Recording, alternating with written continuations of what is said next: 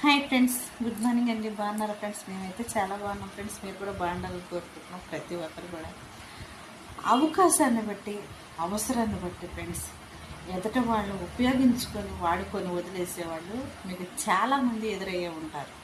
కానీ అలాంటి సమాజంలోనే మనం ఉన్నామన్న సంగతి కూడా మీకు చాలామందికి కూడా తెలుసు. అలాంటి అనుభవాలు కూడా మీకు కూడా ఎదురయ్యే ఉంటాయి ఫ్రెండ్స్.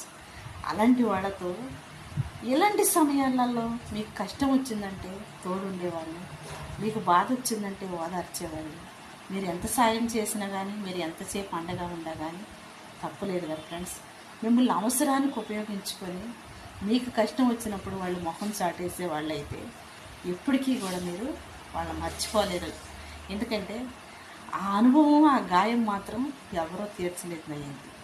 మనం సాయం చేసినప్పుడు ఎంతో కొంత మనకు కూడా సాయం చేసేవాళ్ళు ఉంటారు అని అనుకుంటాం, లేదా అనుకుంటాం కూడా.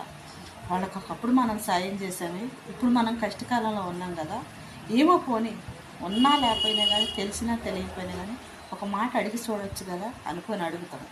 అడిగినంత మాత్రాన వాళ్ళు ఎంత స్వార్థంగా ఆలోచిస్తారో తెలుసా? మనల్ని ఎలా ఉపయోగించుకోవాలని ఆలోచిస్తారు ఫ్రెండ్స్. అలాగా చాలామంది చేసే మూర్ఖత్వపు ఆలోచనది. నీ కాడ ఉంటే సాయం చేస్తావు, లేదంటే లేదని చెప్తావు. కానీ అవసరాన్ని బట్టి అదే